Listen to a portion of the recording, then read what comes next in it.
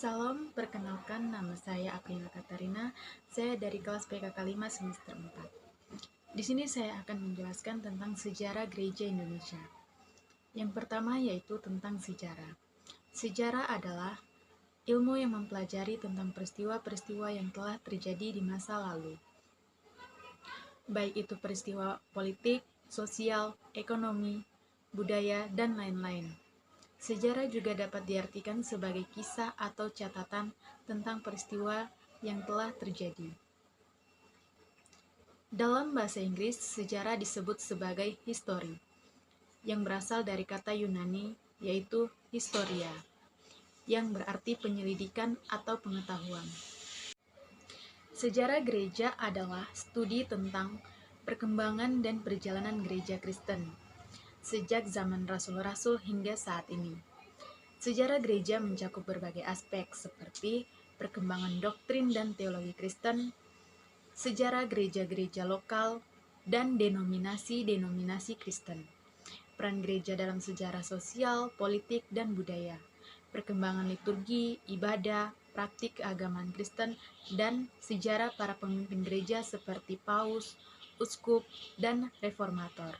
Sejarah gereja dapat dibagi menjadi beberapa periode, yaitu periode rasuli pada abad ke-1 Masehi, yang kedua periode patristik pada abad ke-2 sampai ke-5 Masehi. Kemudian periode abad pertengahan abad ke-5 sampai ke-15 Masehi. Periode reformasi abad ke-16 Masehi dan periode modern abad ke-17 sampai 20 Masehi serta periode kontemporer pada abad ke-20 sampai 21 Masehi.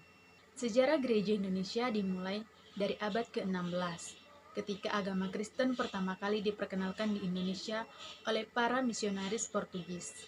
Sejarah Indonesia ini terbagi beberapa periode. Yang pertama, periode awal pada tahun 1511 sampai 1602.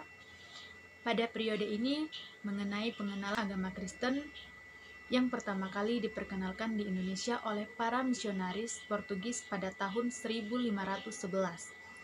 Kemudian pembangunan gereja dan gereja yang pertama di Indonesia dibangun di Maluku pada tahun 1522.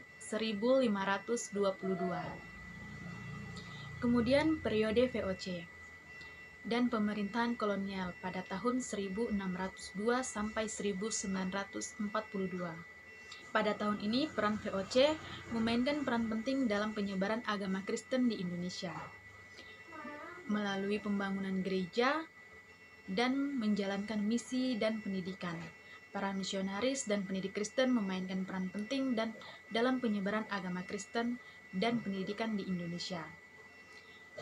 Kemudian yang ketiga, periode kemerdekaan pada tahun 1942 sampai 1965. Pada periode ini, pengakuan gereja di Indonesia mulai mengembangkan identitas otonomi mereka sendiri, serta peran gereja dalam pembangunan, dan gereja mulai terlibat dalam pembangunan sosial dan ekonomi. Yang keempat, periode modern pada tahun 1965 sampai sekarang. Pada periode ini, pengembangan gereja di Indonesia terus berkembang dan mengembangkan identitas mereka sendiri. Peran gereja dalam masyarakat yang terus terlibat dalam pembangunan sosial dan ekonomi, serta mempromosikan nilai-nilai Kristen. Ada beberapa gereja besar yang ada di Indonesia, yaitu Gereja Katolik Indonesia, Gereja Protestan Indonesia atau GPI, Gereja Kristen Indonesia atau GKI, serta Gereja Pentakosta Indonesia atau GPDI. Sejarah Gereja Katolik Indonesia dimulai dari abad ke-16, ketika agama Katolik pertama kali dikenalkan di Indonesia oleh para misionaris Portugis. Sejarah Gereja Katolik Indonesia ini dibagi beberapa periode, yaitu pada periode awal pada tahun 1511 sampai 1602. Pada periode ini, pengenalan agama Katolik yang pertama kali diperkenalkan di Indonesia oleh para misionaris Portugis pada tahun 1511. Dan pembangunan gereja.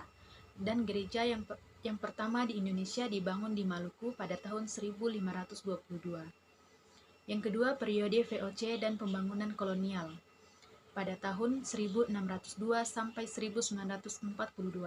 VOC memainkan peran penting dalam penyebaran agama Katolik di Indonesia melalui pembangunan gereja-gereja yang banyak dibangun di berbagai kota di Indonesia, seperti di Batavia dan Semarang. Kemudian ada misi dan pendidikan yang para misionaris dan pendidik Katolik memainkan peran penting dalam penyebaran agama Katolik dan pendidikan di Indonesia.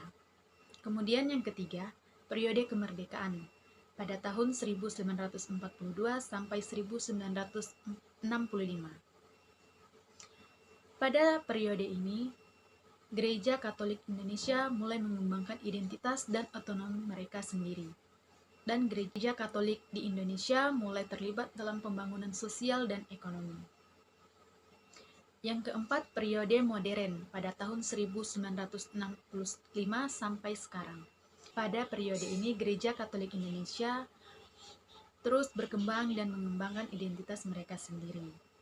Gereja Katolik Indonesia terus terlibat dalam pembangunan sosial ekonomi dan mempromosikan nilai-nilai Katolik. Dan pada tahun ini juga, Gereja Katolik Indonesia menghadapi tantangan dan peluang dalam konteks sosial, politik, dan ekonomi yang berubah-ubah.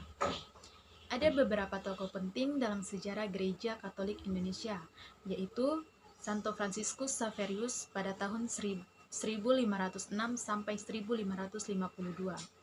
Misionaris Jesuit yang pertama kali memperkenalkan agama Katolik di Indonesia. Yang kedua, Monsinyur Albertus Sogijapranata pada tahun 1896 sampai 1963. Uskup pertama di Indonesia yang memainkan peran penting dalam pengembangan Gereja Katolik Indonesia. Yang ketiga, Kardinal Julius Dharma Atmaja pada tahun 1934.